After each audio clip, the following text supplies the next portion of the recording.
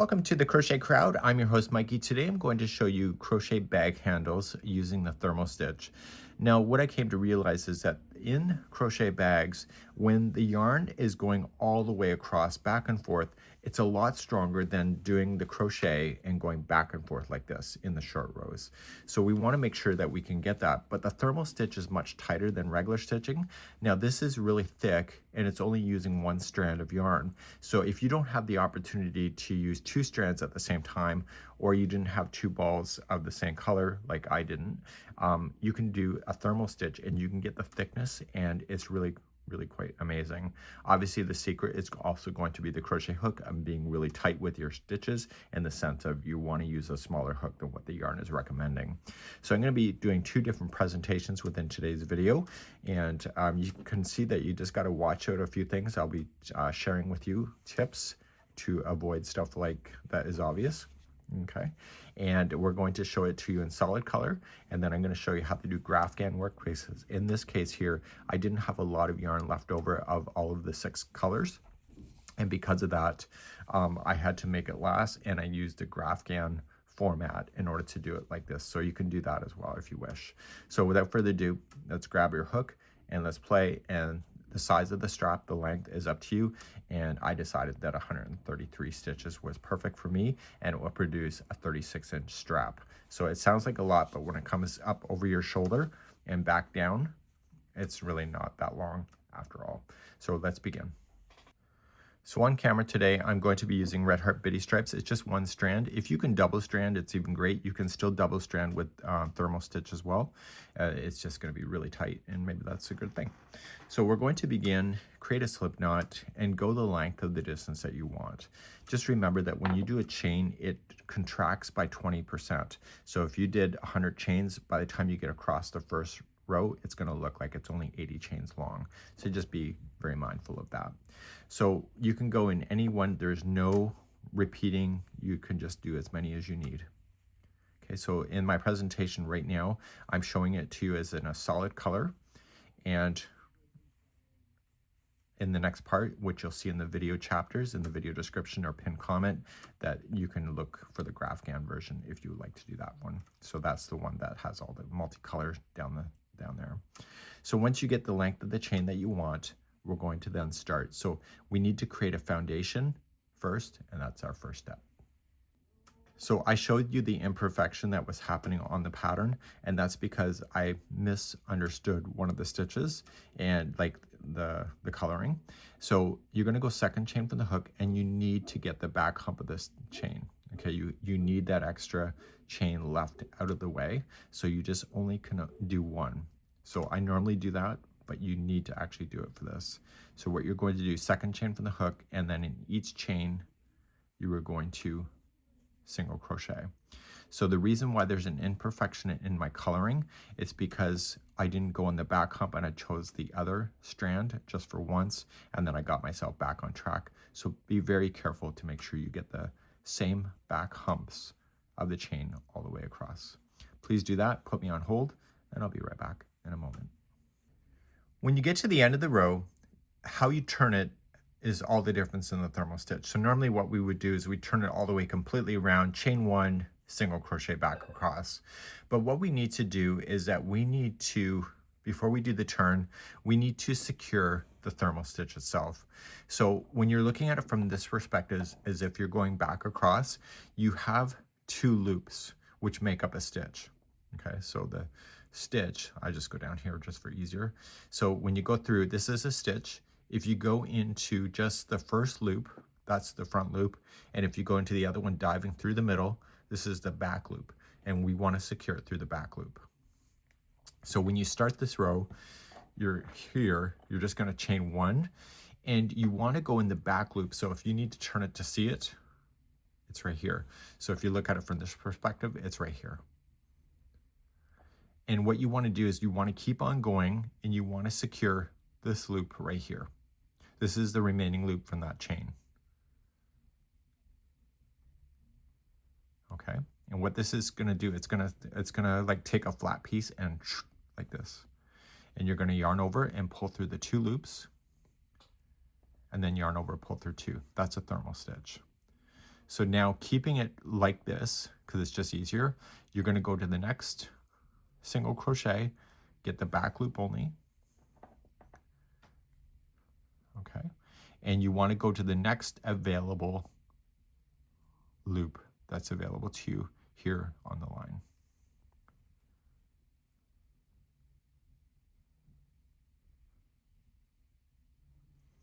So now what we want to do is we want to go to the next single crochet. So the next single crochet, okay, just look where things are coming out of. Okay, so this here is part of this one. So the next one is right here. So you're just going to go here, back loop, and then keep on going and push and get the remaining loop that's directly across. Yarn over, pull through. Yarn over, pull through 2. Okay, so then you jump to the next one right here. Back loop. Okay, pull through. And what this is doing is it's causing it to double thicken onto itself, and it's going to create a ledge that's on the front side, and we're going to deal with the ledge on the last row when we're finally all said and done. So keep on moving down, back loop, and through the beginning. Once you start doing this, it's going to start looking like it belongs together, which is fine. It's easier to grab onto. So it kind of pulls things in together. So you go to the next one. So whatever number that you had on your first row of those single crochets when you went across, it's going to be the same number even in the thermal stitch. So if you had 132 stitches in the first row, you're going to have 132 thermal stitches. So you're going to work all the way down the row, going in the back loop of the top of the row, and collect the remaining loop on the beginning chain. Okay, so just put me on pause, and I'll see you at the end of the row in a moment. So I'm getting closer to the end of the row. And you want to do the thermal stitch right to that last stitch. So the last stitch is nothing different. It's not something special. It's a thermal right to the very end. So back loop of the last one and collect the very last loop that's available to you. Okay, and now what we're going to do is that was row number 2.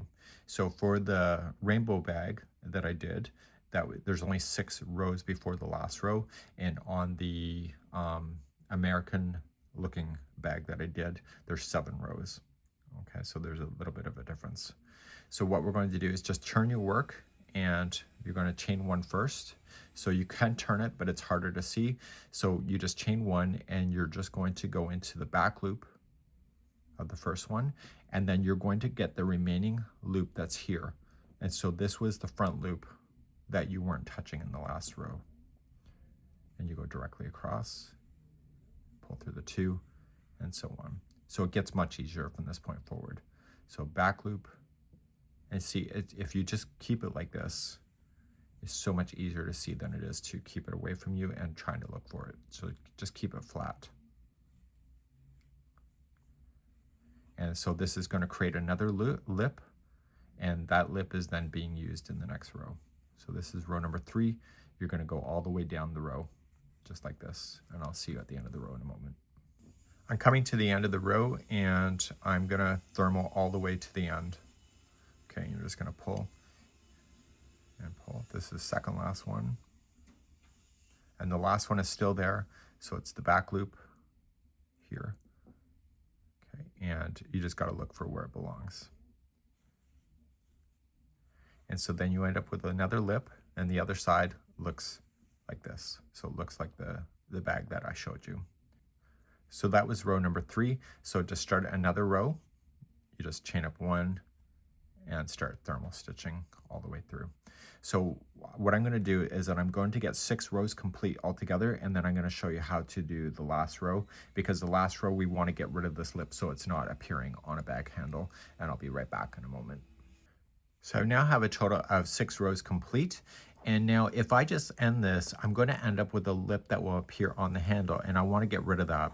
So how I'm going to get rid of that, on the last row, you're going to then switch your concept to doing it in a different way, where you're going to use the regular stitch and also capture the last lip piece here to seal it, to make it look like the beginning. And how you're going to do that is that you're going to yarn over and you're going to go through the regular stitch instead, and you're going to carry it through and grab this remaining lip. So you're doing a thermal stitch but grabbing both loops. You won't be able to do a thermal stitch after you do this row, because the lip will be missing, because you're not going to create it, and you're just going to single crochet using all 3 of those loops. So you grab the first 2, okay, which is part of the last row, and then the remaining lip, okay, and you're just going to single crochet. And what this is doing, it's bringing it all together to sandwich the pieces together like that. And so on the rainbow bag, we had a total of 7 rows of thermal stitch, and then the last row, which is this. And then on the America bag, there were 7 rows of thermal stitch, and then the last row looks like this. So you can decide to do that. But in the next part of this tutorial, what we're going to do is that I'm going to show you how to do it in Graphghan format. And in Graphghan format, where there's strategy with color, and I will be demonstrating that next. So on the very last one, just coming on in, just grab the last lip piece and so forth. And therefore you can just seal off or fasten off now, and you got a strong bag handle. So regardless if it's done in Graphghan format or whether it's done in a solid just like this, it's good to go, and it's a strong bag. And so you can just tell by the thickness that I was only using 1 strand, but it appears that I've done 2 because of the thermal stitch. Let's move on now, and I'm going to show you Graphghan format next. So now in the tutorial, we're going to move to doing the rainbow. So in a rainbow, there's 6 colors. There's red, orange, yellow, green, blue, and purple. And because of this, I wanted the colors to go 36 inches in distance with the F size 4mm crochet hook using Super Saver, so Red Heart Super Saver. So each one of these colors is 22 stitches across. So in order to make this more effective, we want to do a first row of a solid color that we can get it established, and then the next few rows are going to be the fun color, and then we're going to come back and finish off with the same color here. So it kind of sandwiches everything together. Okay, it's harder to start a chain of just a solid like of 1 color and then change to another color in the chain. It's better if the first row is actually a solid color. We're going to begin this process next. I'm going to show you a smaller swatch. I'm going to show you how to change the yarns, and I'll show you how to make the rainbow version next. So let's begin and do the rainbow version. The rainbow doesn't have to be a rainbow, it can be any colors that you wish. Just make sure that every color has its own ball that you're playing with, and we're going to do it like Graphghan. So the rainbow coloring one was, I wanted 22 stitches per color. There was 6 colors, so that would give you 132 stitches, and you need to add an extra 1 for the turning chain. So I'm just going to do a smaller swatch with you to show you how to change the colors. But if you want to start, just choose the solid color that you want to go all the way across on your bag with, and you can chain 133 stitches if you would like to, and just do that. And in my case, I'm just going to do a smaller swatch. So chain 133 to begin, and I'll be right back in a moment. So my little swatch, I'm going to have 3 different colors, 1, 2, and 3. And once you have the length of the chain that you want, you can do any length that you want as long as it works out number-wise as far as the colors that you want to use. I'm using 6 different colors, but you can use 5. You decide what works for you. So you're going to go second chain from the hook, so just get here and here.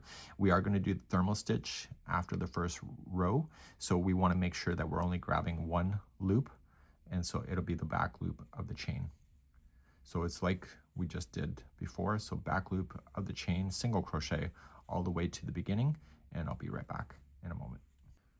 So I'm coming all the way across the row, and we're going to keep this color on for 1 more row before we go. So we just go to your last chain. There is no stitch multiples for this kind of stitch. It's just a matter of just going right to the end.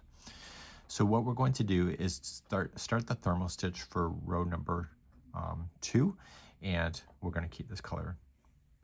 Now usually in crochet we can turn our projects around, and then we chain up one and we single crochet across. But what I want you to do from this perspective for the thermal stitch, it's easier to keep it flat in front of you, just like this.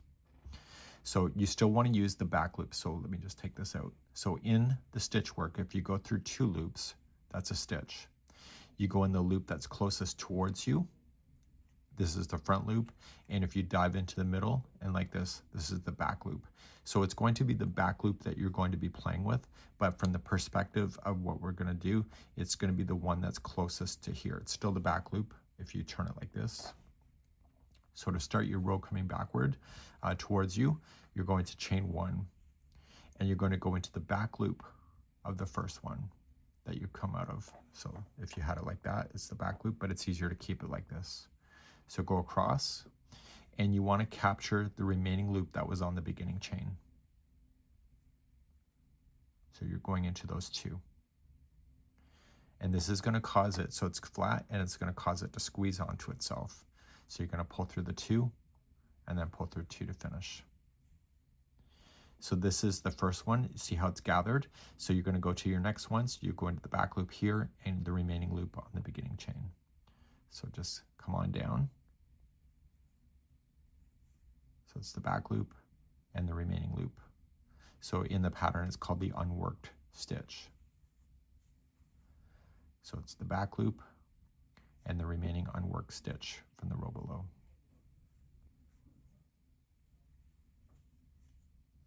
And so you're just going to do the thermal stitch all the way to the end of the row. And at the end of the row, what we want to do is turn our work and begin then the color work after that. And I'll be right back. I'm getting close to the end of the row. You're noticing that there's a lip. This lip here we're going to be using in the future because that's going to be the one of the unworked stitch to create the thermal stitch. So as you're coming right to the end, you're just going to thermal right into the very end. And in this case, because we're doing Graphghan work going forward, we're going to be getting rid of this color. And we need to get all of the balls ready for the next pass as we begin. So we're going to go right to the end.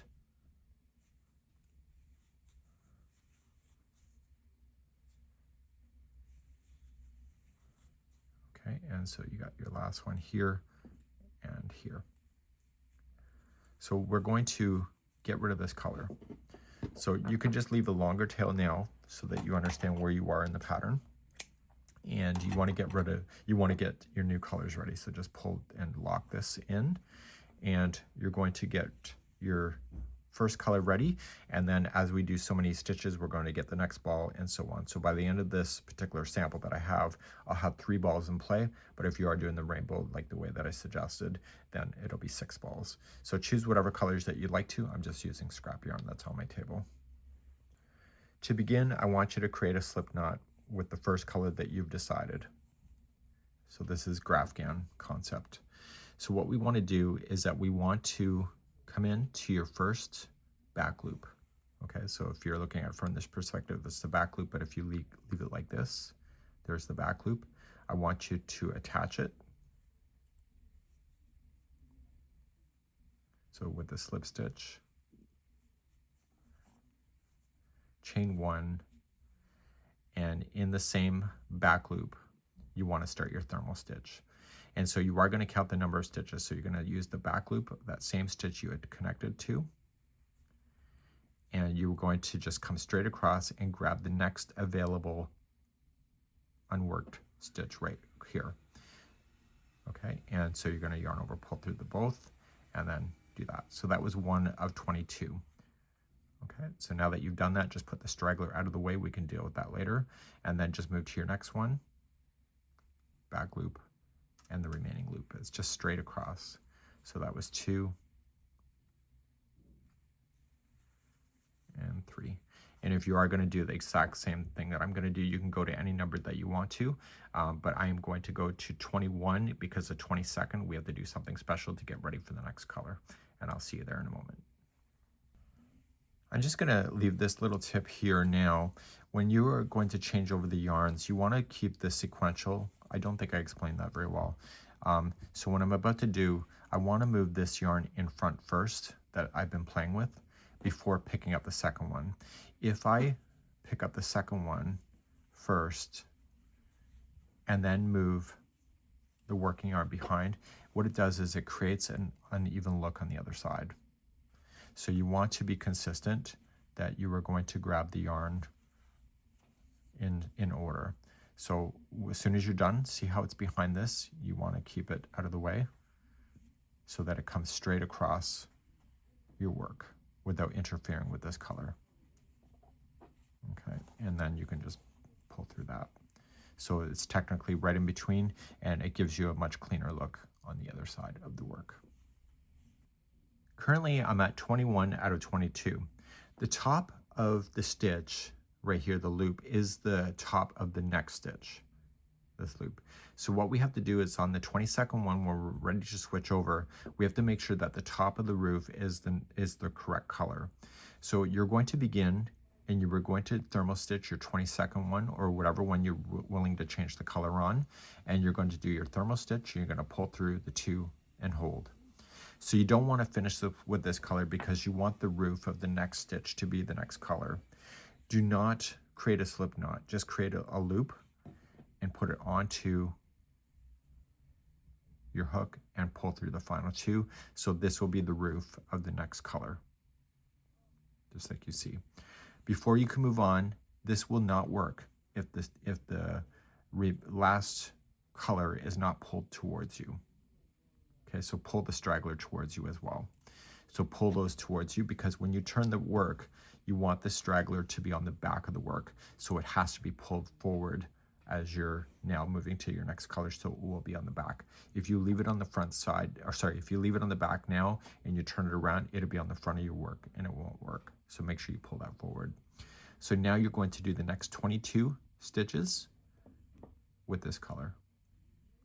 Okay, so you're not going to bury anything. You're going to use a tapestry needle to get rid of any those stragglers that you will have, and you're going to do 21 of this color, and then the 22nd we are going to get ready for the final change that I'm showing in today's demonstration. But if you are doing the rainbow version, you just keep doing the same concept going across all the way through, and I'll be right back in a moment. So I'm ready for the next color change. So I have 21, so 22 is going to go in, yarn over, pull through, and don't finish that stitch, and get your new one, new yarn up. Make sure it's not tangled with anything, and put this yarn in front of you. You can do that now before you put that other yarn on if you want to. It's up to you. And just create a loop and just pull through the final 2. So in my case, this is the final color leading to the end, so I don't need to count the stitches because it should be proper. But if you were doing the rainbow, another 22 stitches and then color change 22 and so on. So put the straggler also in front of you right now and keep moving now and do your next set for this color. So on the edges, this color then goes there and then starts to come back and then changes over and then so on down the row. So you're going to continue the same concept going all the way across. If it's loose like this, just pull your straggler a little tighter, and we're going to show you how to weave those in later. So just continue to do this concept all the way to the end, and in my case, this is the end of the line with this color with me, and I'll be right back at the end of this in a moment. So I'm coming out to the end of the line, and eventually you will as well.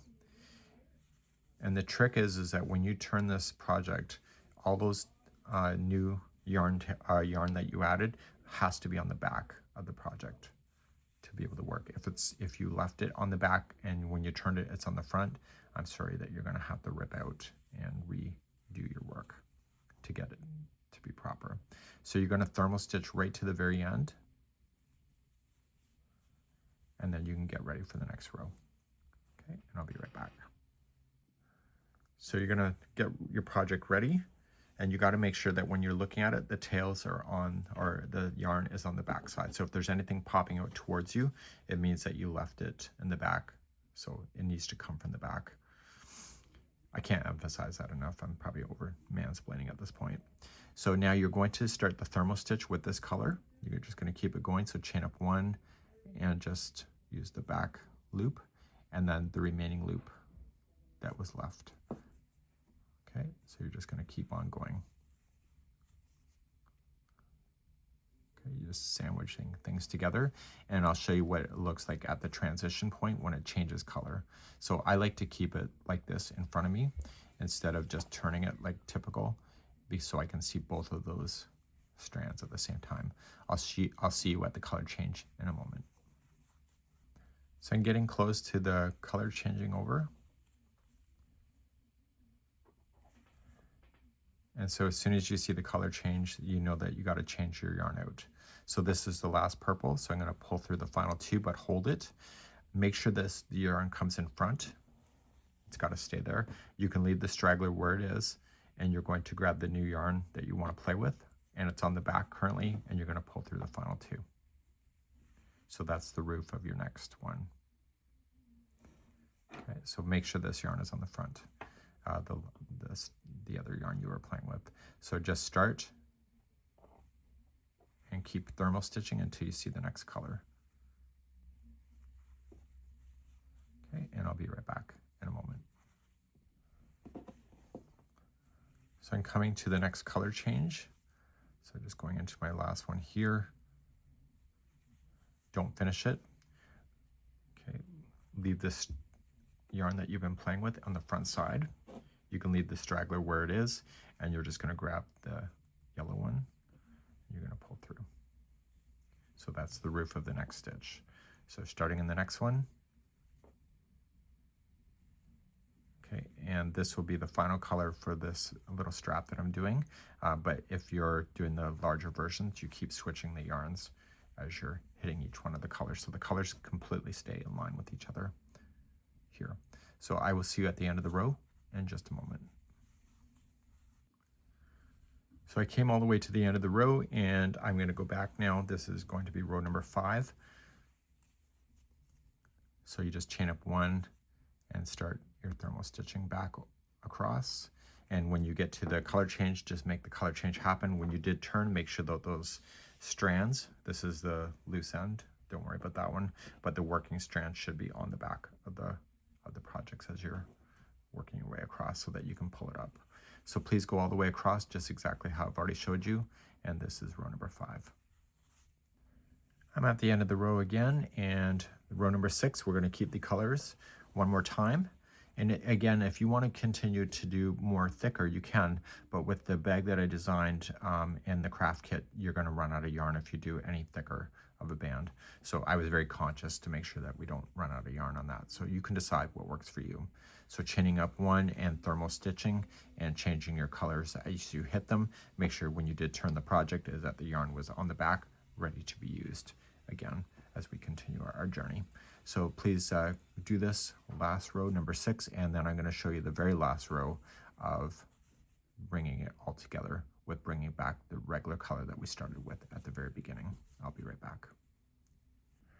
Just a little tip, because I know that I'm not going to be using this color any longer, I'm just going to create a longer tail, and I'm going to have to weave that in later. So as you're passing by on this last row of doing the coloring, you can cut those, and especially if they're tangled with each other, just allows it to be more flexible for you.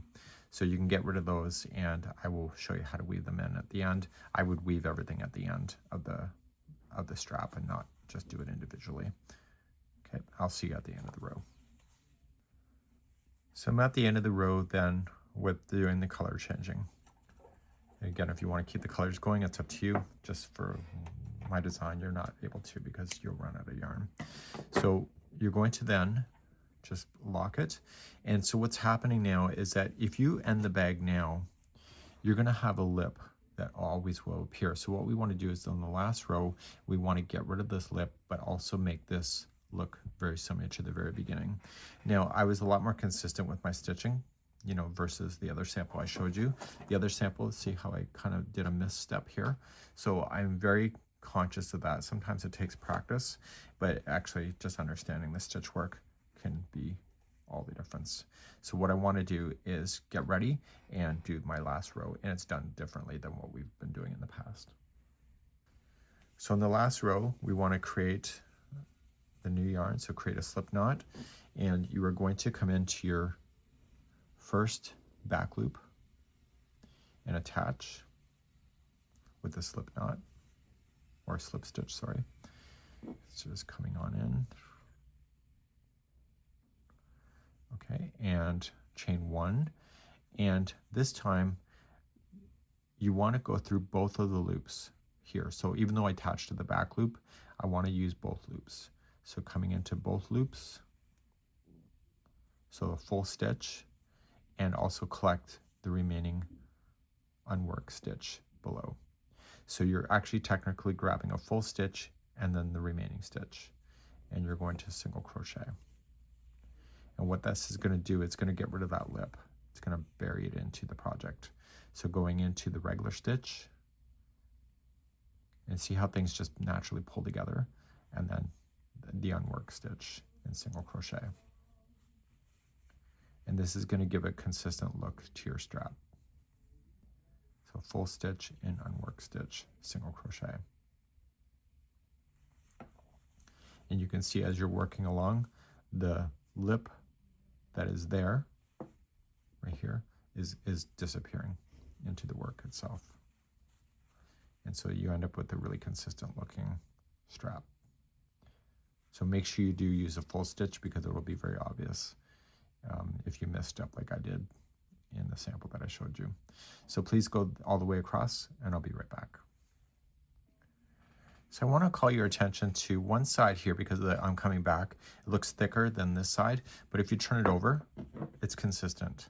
So just knowing because it's stepping the way that you're using those unworked stitches, it creates a stepping action. So one side of the strap will appear like the edging is unbalanced, but the other side is not. So you have to decide which side is going to be the most exciting for you. It's not wrong, it's just that's the nature of the stitching because it's doubling the thickness of your yarn because of the stepping action with the unworked stitches. So I'm coming all the way to the very end, and I'm just being consistent with my stitch work right to the end. So now I'm going to show you two ways to be able to weave in your ends, because you're going to have to deal with the ones that are partially down the strap as well as the ones on the end. So I'll show you the ones on the end first, and then I'll show you how to deal with the ones that are in the center, and you want to be very consistent about this as well. So I'm going to say that this is the wrong side because of the inconsistency of the edging, and I'm going to make this side as my dominant side. It's the good side, so I would wear this over my shoulder so people can see it and put this on the underside. So you have to decide what's going to work for you at this point so you can know what side to favor. Pull through a loop, and let's begin showing you how to weave in the ends. Because of the Graphghan work, you're going to have a lot more tails than normal, and so you're just going to take your strand and put it through a tapestry needle. Do not weave it through with a crochet hook because it'll come out. The trick with weaving in your tails is to make sure that you just don't go between the strands. You want to actually hit the plies, and I'm going to favor this side because of the inconsistency of the look of being the side that will carry this yarn. So I want to actually split some of the plies apart as well. If you split plies, then it will not come out on you. So make sure when you pull, you're not going to change the shape. And this trick is to go back and forth 3 times. Okay, good to go. So now let me show you one of those that are in the center here. Okay. And I want to just be consistent with the tension. Okay, and I'm just going to go, and I'm just going to just lightly go underneath.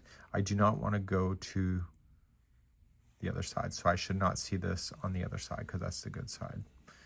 Okay, so I'm going to pull through.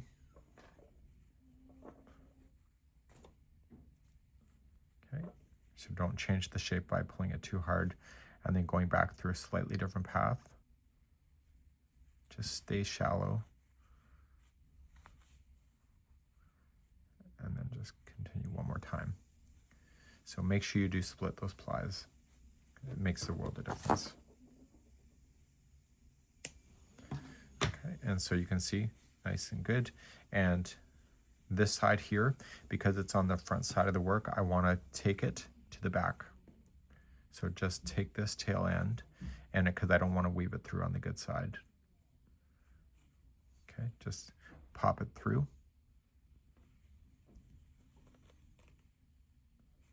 Okay, and then just use the back side here to weave in your ends just like you just did. 1,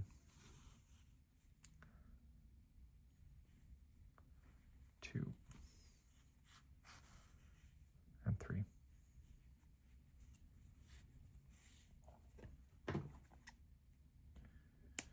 Okay, and so the good side looks awesome, and this would be how you would do a Graphghan concept for the thermal stitch straps. We hope you've learned something today, and you can let me know in the comments below.